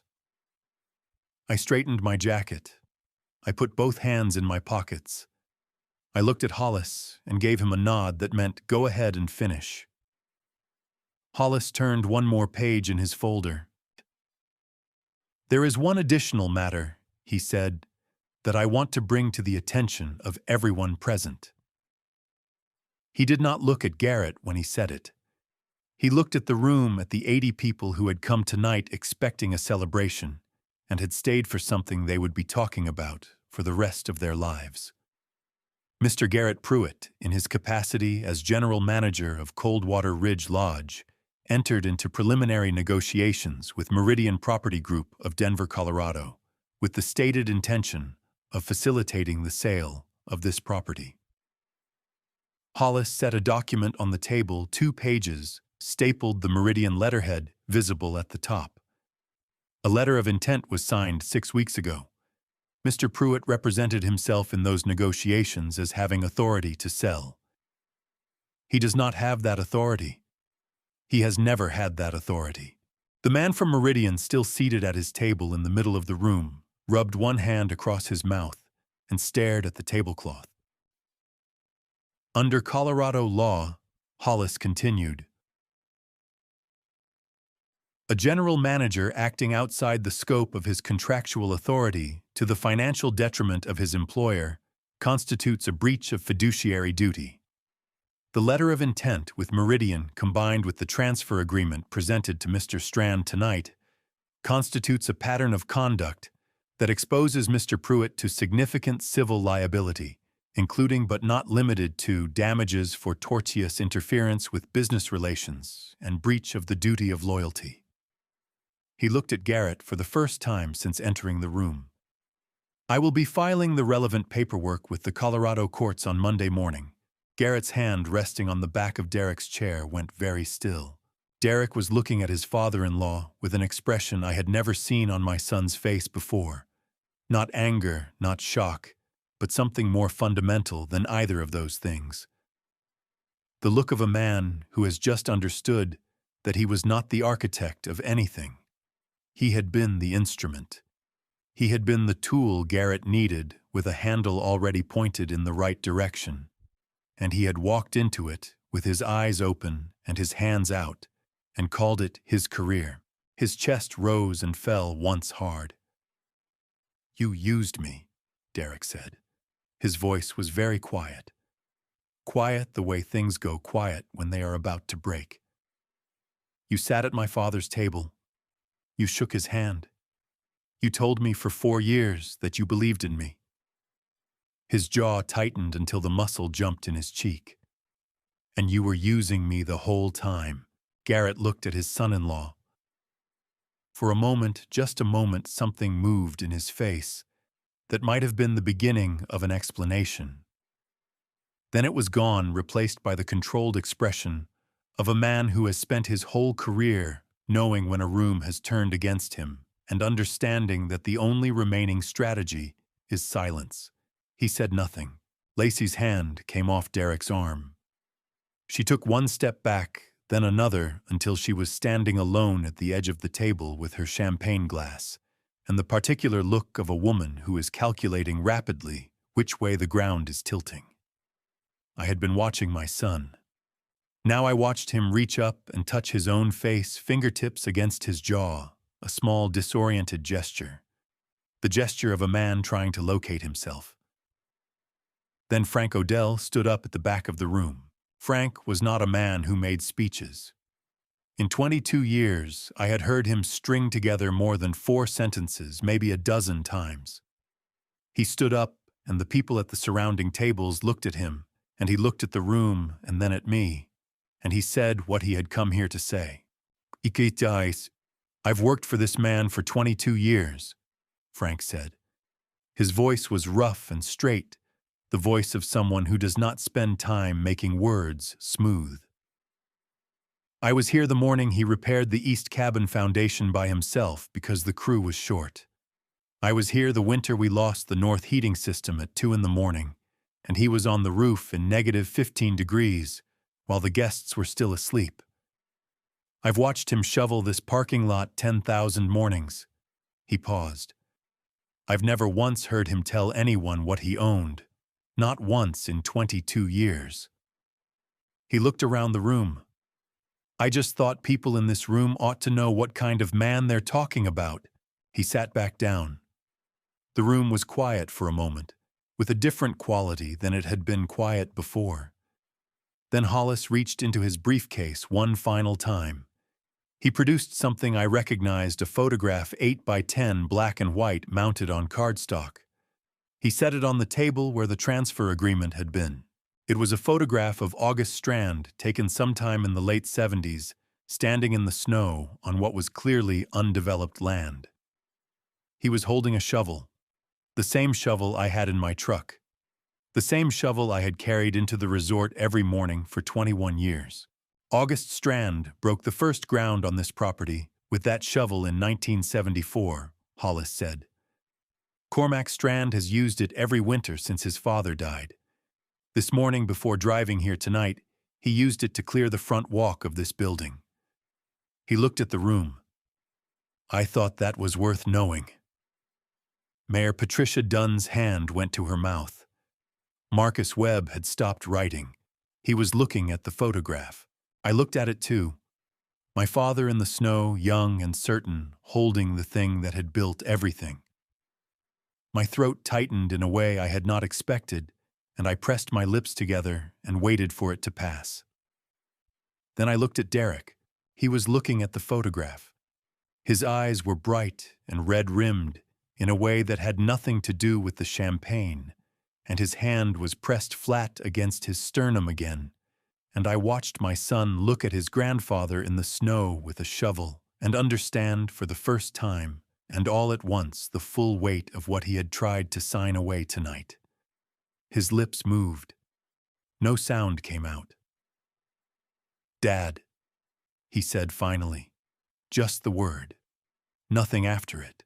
I looked at my son for a long moment, the man of 40 standing where the boy of 8 used to be, with his hand pressed to his chest, and his eyes spilling over, and the general manager completely gone from his face. I picked up the transfer agreement from the table. I held it up so the room could see it. Then I folded it once, twice, and set it back down. This document, I said, was prepared without my knowledge and presented to me under conditions that render it legally unenforceable. My attorney has confirmed this. It will not be signed tonight or any other night. I looked at Garrett. Your employment with Strand Mountain Holdings is terminated effective immediately. Mr. Vane has the paperwork. Garrett picked up his leather folder from the table. He tucked it under his arm. He looked at me one last time with the eyes of a man who has played a long game and lost it on the final move, and then he walked toward the ballroom door without a word. The room watched him go. The door had not fully closed behind Garrett when the sound started. It began as a low tone from the main speakers, the kind of sound a system makes when it is warming up, when audio is being fed back through the line from a recording. The man at the soundboard in the back corner of the ballroom, a 26-year-old named Eddie, who had worked for Coldwater Ridge for 3 years, and who Frank Odell had spoken to privately at 4:30 that afternoon, adjusted 2 levels and pressed play. The ballroom filled with Derek's voice. Not Derek's voice, as it was now the stripped-down, red-rimmed voice of a man who had just watched his certainty dissolve. Derek's voice from 90 minutes ago when he had been standing over me at this table with his finger on a signature line and his performance at full volume. Sign it, Dad. You've been a burden long enough. We're grown. We don't need a maintenance man following us around. A pause in the recording. Then, sign it. You're nothing but a parasite. You always have been. The playback ended. The silence that followed was the most complete silence I had heard in a room full of people in my 68 years. Not the silence of shock, the room had moved past shock. This was the silence of 80 people sitting with something that had been said out loud and could not be taken back, hearing it a second time in the same room where it was first spoken through the sound system of the building the speaker's father owned. Under Colorado's one-party consent law, any party to a conversation may record it without the knowledge of the other parties. I was a party to every conversation that took place in this room tonight. Frank had ensured the system was running before the first guest arrived. Everything was legal. Everything was documented. Eddie at the soundboard sat very still with his hands in his lap. Derek had not moved since the playback started. He stood at the edge of the table where he had been standing when it ended, his hand still pressed to his chest, his face still wet at the eyes, his mouth slightly open the way a mouth goes when the body cannot decide what expression is appropriate for what the mind is processing. When the last echo of his own voice faded from the speakers, he closed his eyes. His shoulders pulled inward and downward, and a sound came out of him that was not a word, low and broken, the sound of a man who has just heard himself from the outside for the first time. Lacey took another step back. Owen sat down. His hands were flat on the table and his head was bowed and his jaw was working the way it does when you are trying very hard not to cry in a room full of people and not entirely succeeding. Nora lowered her phone. She looked at her brother for a long moment, not with the expression of someone who has won something, but with the expression of someone who has watched the thing they feared most happen and found it was exactly as bad as they thought it would be. Her free hand came up and pressed against her lips. Paige made a sound that was halfway between a breath and a sob. She pressed both hands over her mouth and looked at the ceiling the way people do when they are trying to keep something in. Mayor Patricia Dunn had both hands flat on the table, and her eyes were moving between Derek and me with the expression of a woman assembling something in real time, piece by piece, that she suspected was going to stay assembled for a very long time. Marcus Webb was writing again. Steadily, without looking up the way reporters write when they know the story has already told itself, and their only job now is to get it down accurately. I stood up from my chair. I had been seated for most of the evening. I stood slowly the way I always stand, and I looked around the room at Frank Odell at his table in the back, who gave me the same small nod he had given me that morning in the parking lot when I told him about the recording system. At Vera, seated straight beside Nadine Pruitt, her hands folded on the table, her eyes on me with 39 years of steadiness in them. At Owen, still bent over his folded hands. At Nora, her hand over her mouth. At Paige, her eyes wet and her chin up. At Derek. My son was looking at me. The performance was gone, the volume was gone, the borrowed certainty he had been carrying for 4 years, like a coat that belonged to someone else, all of it gone. What was left was the face underneath, older than I remembered it being, more tired. And somewhere in it, very far back, the beginning of something that looked like it might eventually become what it needed to become, if given enough time and enough honesty. I had said more words tonight than I had planned to say. I only needed one more. I walked around the table, past Hollis, who stepped back to give me room, past the folded transfer agreement on the tablecloth, past the photograph of August in the snow. I stopped when I was close enough that Derek could hear me without me needing to raise my voice. I did not raise it. I built this place so you would have somewhere to stand, I said. Not somewhere to stand above me. I held his gaze for 3 seconds. Then I turned, and I took Vera's hand, where she had risen from her chair to meet me, and we walked toward the ballroom door together. Behind us, I heard Owen push back his chair. Then Nora. Then Paige.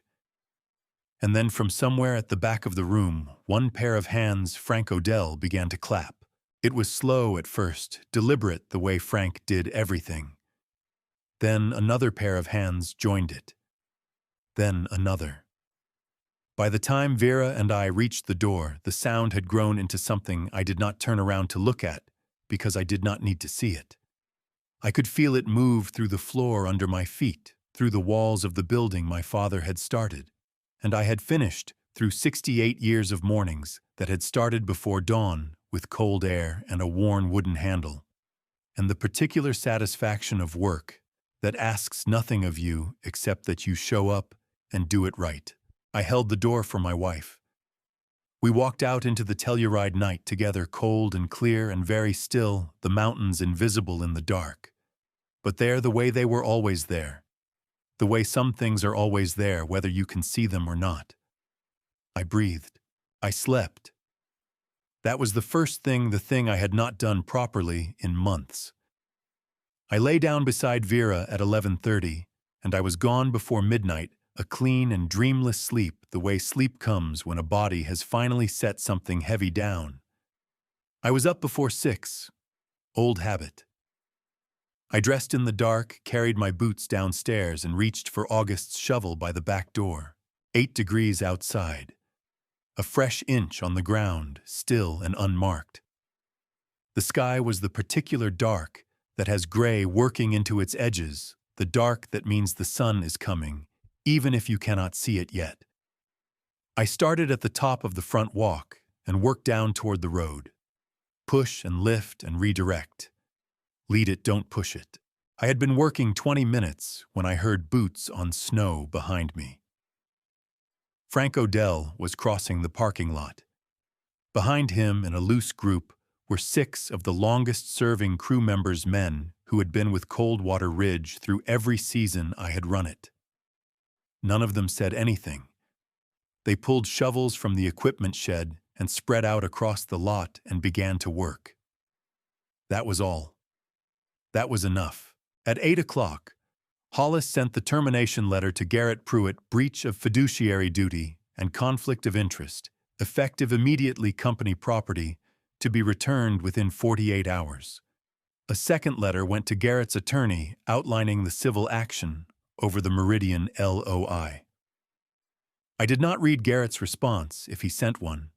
Hollis handled it. That was what Hollis was for. Derek called at 9:15, then 9:40, then twice more before 11. I let every one of them go to voicemail. I was not ready. I kept shoveling. At 10:45, Vera called. "He sounds like himself," she said. "The version from before." I stood in the middle of the east path with the shovel handle in both hands and the cold on my face. "I'm not ready," I said. "I know," she said. "I told him you were working." That evening, the 5 of us sat in the kitchen until past midnight. Vera, Owen, Nora, Paige, and me. I made a pot of chili from my mother's recipe, and we sat around the table and ate and talked and did not talk and ate some more. At some point, Paige started crying quietly, and Nora put an arm around her, and Owen refilled everyone's water without being asked. Nobody commented on any of it. We were past the part where things needed to be commented on. "Why didn't you tell us?" Owen asked. Not angry anymore, just asking. Not about the money, just why didn't you tell us who you were? "I thought I was protecting you," I said, "from what knowing changes in a person." "And now?" Nora asked. I picked up my spoon. Now I think August was smarter than me. He told me what the land was worth the day he bought it. He didn't wait until I was 40. Owen made a sound that was almost a laugh. "Yeah," he said. On Monday, Marcus Webb's story ran on the front page of the Telluride Daily Planet. The photograph he had taken at 6 in the morning, the one I had not known he was taking, showed me from behind, in my work clothes. August's shovel across my shoulder, the Coldwater Ridge main lodge lit up gold behind me in the early dark, the San Juan Mountains rising beyond it. The caption read, "He built it." Every morning he came back and worked it. Not because he had to, because that's who he is. I read it once at the kitchen table with my coffee, folded it, put it in the drawer where I kept things worth keeping. 3 months later, I had August's shovel mounted on the wall of the resort's main office, the room I had been avoiding calling mine for 21 years. Brass brackets centered where the morning light came in first. No plaque, no explanation. Frank saw it the day I put it up and nodded once. That was enough. The civil case against Garrett settled in March. I did not attend. Hollis handled it. The Meridian deal had died the night of the ballroom. I was told the Denver representative withdrew the LOI within 48 hours, citing concerns about the counterparty's authority to represent the asset. I did not need to hear more than that. 5 months after the party, on a Thursday afternoon in April, my phone rang. Derek. I was in the truck in the resort parking lot, engine running about to drive home. I let it ring twice, 3 times. On the 4th ring, I picked it up. Dad. His voice was careful and quiet, stripped down to something I had not heard in 4 years. I don't know how to start this. Start anywhere, I said. A long pause. Outside the windshield, the mountains were showing the first thin green at the tree line, the color that meant winter was finally letting go. Can I come up? He said. Not to talk about the resort, not about any of it. I want to help with whatever you're working on, if that's okay. I looked at the mountains for a moment. There's a fence line on the north perimeter, I said. 2 posts need resetting before the ground thaws all the way. It's cold work. I know, he said. You'll need gloves, I said. The real kind, not the dress kind. A sound came through the phone, something between a breath and a word, something that had been waiting a long time to get out. I know, Dad, he said. I know.